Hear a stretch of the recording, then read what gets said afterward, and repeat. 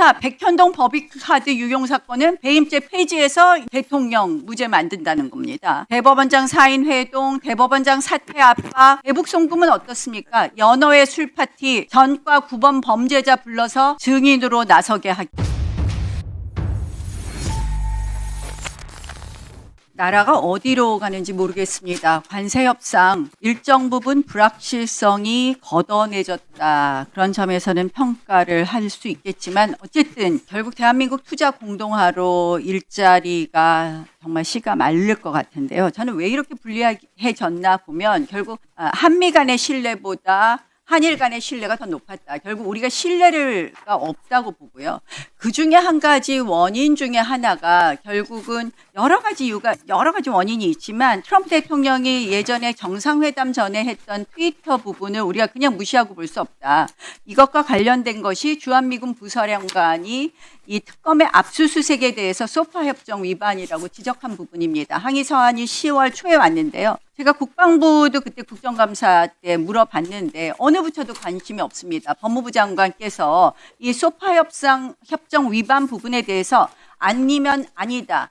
그리고 맞다면 이 부분에 대한 오해를 풀어주실 것을 촉구합니다. 그렇게 하시겠습니까? 예, 지금 뭐 제가 정확한 경위를 좀 파악하지 못하고 있기 때문에 이거를 파악해갖고 파악 안 하시면 안 됩니다. 네, 특검의 압수수색이 소파 협정 위반이라고 하니까 어쨌든 한미 간의 신뢰를 돈독하게 하는데 역할을 해주실 것을 촉구합니다. 예, 좀 두 번째 안타까운 것은 대한민국 국회를 20여 년간 모니터해온 국정감사 모니터단, 엔조 국정감사 모니터단이 이번 국감이 최악의 국감이다, F학점이다. 그중에 원인 중에 하나가 권력분립 파괴라고 했고 그 권력분립 파괴가 의회를 독재적으로 운영한다라는 것이고 아주 혁혁한 공로자로 추미애 위원장이 지적되고 있습니다. 그 보고서에 보면 대부분 추미애 위원장에 대한 이야기입니다. 간사 선임을 안 했다든지 편파 진행을 했다든지 위원회 발언권을 박탈했다는 건데요. 저는 그런 점에서 추미애 위원장이 위원장으로서의 자격이 없다고 생각을 합니다. 앞으로라도 변화된 모습을 보여주시거나 제가 지금 드리는 말씀을 좀 명심하시고 바꾸시던지 아니면 사과해 주실 것을 다시 한번 촉구합니다. 이렇게 NGO에서 지적을 받고도 아무렇지도 않게 그대로 진행하는 것 자체, 지금 뭐 제가 말씀을 드리는데 쳐다보시지도 않는데요. 이런 모습이 결국은 이 NGO로부터 이런 평가를 받았다는 말씀을 드립니다. 이번 국감은요, 한마디로 이재명 대통령 재판 뒤집기, 내란 유죄 판결 찍어내기 국감이었습니다. 그것이 사법제도 파괴까지 이어지고 있는데요. 이 방법을 보세요. 대통령은 법은 평등, 누군가의 아집의 전체가 희생돼선 안 돼라고 말했지만 이 누군가의 아집에 의해서 전체 이번 국감이 다 희생되었습니다. 어떤 방법으로 했느냐? 대통령 재판을 뒤집기 위해서 첫 번째가 의혹 부풀리기입니다. 두 번째가 판검사 공격하기입니다. 세 번째가 법 바꾸기입니다. 얼마나 많은 일을 했습니까? 연어의 술파티, 사인 회동 이렇게 쭉 넘겨보시죠. 저희가 정리를 보니까 3장이 넘습니다. 이번 국감에까지도 얼마나 많은 일을 했습니까? 뭐 툭하면 이화영 부지사가 몇 번 증인으로 나왔는지 모릅니다. 그래서 결론이 뭐냐? 대통령 재판은 다 뒤집어야 된다는 겁니다. 자, 첫 번째 대장동 사건은 증언을 번복했으니까 이제 공소 취소해달라고 그럽니다. 쿠팡 사건과 관련해서 부천지청장을 왜 이렇게 공격하나 했더니 뭐 그 사건 다 그렇게 무혐의 처리했는데 그 검사가 대장동 사건 수사한 검사예요. 자, 백현동 법인카드 유용 사건은 배임죄 폐지해서 이제 대통령 무죄 만든다는 겁니다. 허위사실 유포는 어떻습니까? 허위사실 유포의 태양 중에서 행위 부분을 걷어내겠다는 겁니다. 그거 플러스 대법원장 사인 회동, 대법원장 사퇴 압박, 대북 송금은 어떻습니까? 연어의 술파티, 전과 9번 범죄자 불러서 증인으로 나서게 하기.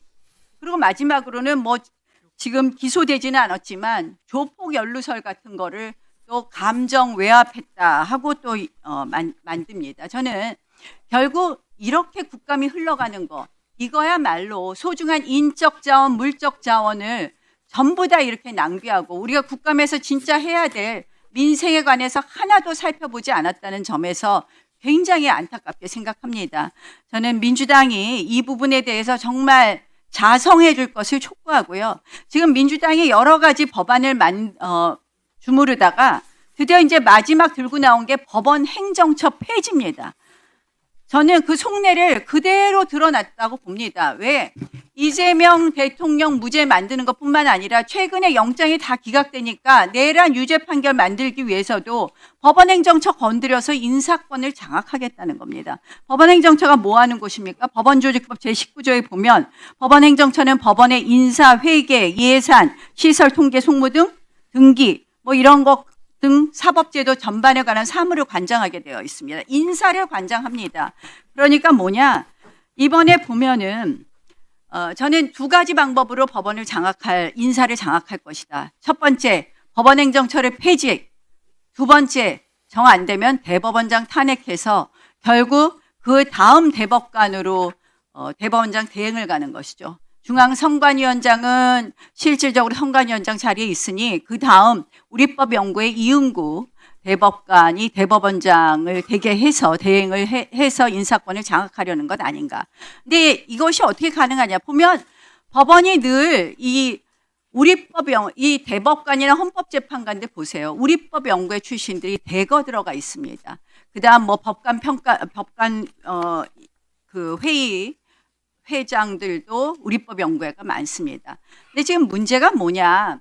이 우리법연구회 출신들이 굉장히 편향된 판결을 많이 하고 두 번째는 굉장히 그동안 사건을 적재했다 이런 말을 많이 듣습니다.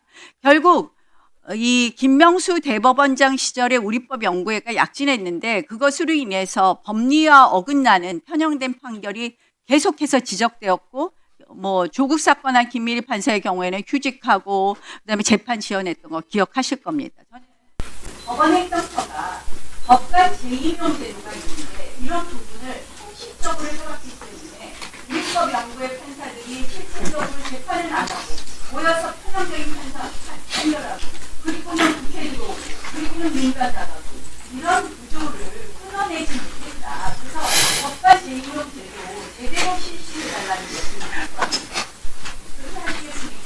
예, 법관들의 어떤 평가라든지 법관으로서 이제 능력과 또 국민들의 책임을 질 수 있는 그런 시스템 만들도록 하겠습니다.